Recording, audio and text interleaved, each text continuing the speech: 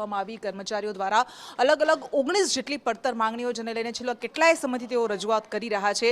કલેક્ટરને પણ આવેદનપત્ર આપ્યું હતું, રજૂઆત કરી હતી, પરંતુ તેનું કોઈ નિરાકરણ ન આવતા આખરે સારંગપુર પાણીની ટાંકીથી એએમસી કચેરી સુધી આ કર્મચારીઓએ રેલી કાઢી।